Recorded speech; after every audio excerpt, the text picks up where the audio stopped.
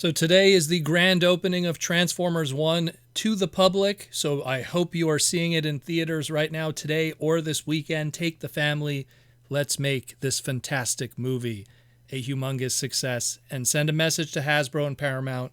We want more of this. But right now, let's talk about some brand new Transformer news going into our Transformers 1 weekend extravaganza. We got some brand new product that's going to be an Amazon exclusive from Super7. It's kind of related to something we talked about early this week.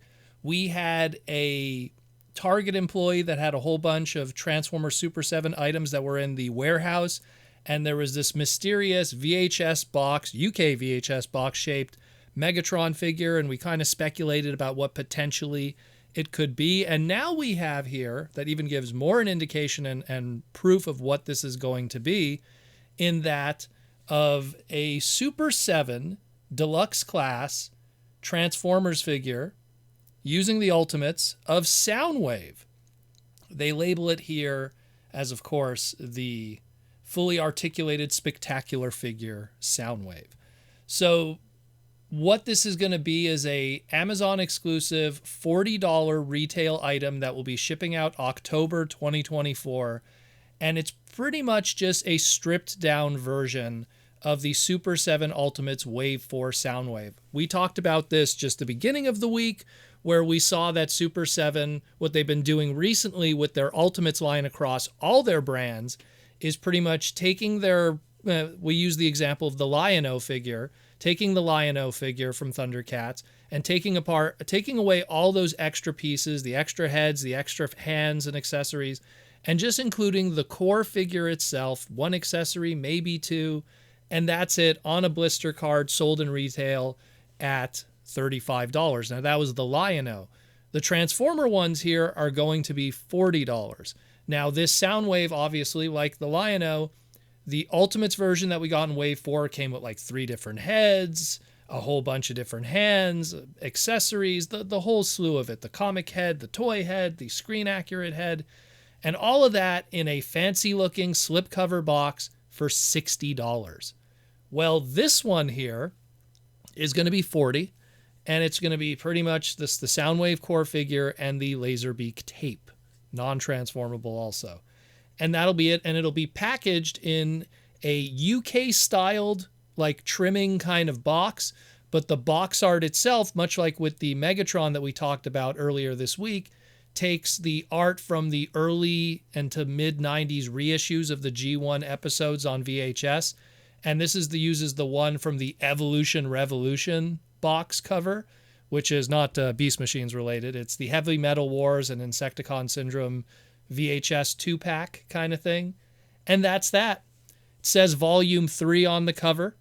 The Megatron was a Volume 2, so probably there's going to be a Volume 1 also. And chances are, if you look at all the covers that we have at our disposal for box art, probably going to use that Volume 1 VHS cover because it's just so iconic and looks so cool. But yeah, so this is something that's going to be out there. Again, if Super 7 stuff was kind of expensive for you at the $60 mark, with all that extra stuff and everything, I don't know if this would be interesting to people at the $40 mark and you get really one accessory. So it's them. I see what they're trying to do, especially with the Megatron that we saw for Target. They're trying to take those toolings that they've already invested in and trying to find somewhere in the retail space for it at a cheaper price, just with the less of the extra stuff. Is it going to work out? I don't know. Me personally, if I'm going to be buying Super 7 product, I want the deep cuts and all the extras, and maybe that $20 more is worth it. To be fair, I actually bought most of my Super 7 stuff on sale. So we'll see what happens with that. Again, this is something that just dropped recently, and I guess Volume 1 will be Optimus, and maybe, I don't know, maybe Volume 4 will be Starscream or something. We'll see. We will see what happens with that, but keep an eye out for that if you are interested in Super 7 product and want another opportunity at it at potentially a cheaper price. The next piece of news is a much bigger piece of news, and it's our very first look at the much-teased Synergenex Transformers line that we've been talking about, where they're taking these Japanese brands and crossing them over with Transformers for these brand new tooled things. And we have the Synergenex now, Capcom's Monster Hunter crossover. We got our very first look at it. Granted, the images are grainy and low quality because it is a very first look, but it's of the Liolaeus Prime figure. So first, for Transformer fans, what is Monster Hunter? Because some people might not pretty much know what it is. To keep it short, Monster Hunter is one of Capcom's more newer high-profile game series, and by new I mean it debuted in 2004. It's not like Capcom's more older series like Mega Man, Street Fighter, even Resident Evil from the 90s. But it's more of those newer IPs that they had in the early 2000s, like Devil May Cry and Dead Rising. Monster Hunter was this huge hit for them, does very well, and to keep it simple, it's a game about hunting monsters. It's a fantastic action RPG game. You could definitely drown a lot of time into playing them if you're not too careful, but I heavily suggest playing them if you do get an opportunity to. They're on multiple different consoles. You could find a Monster Hunter game probably for a system you own. But so now we got this Liolaeus Prime figure, which takes Optimus Prime and mixes it with the franchise monster of the Monster Hunter brand in Liolaeus.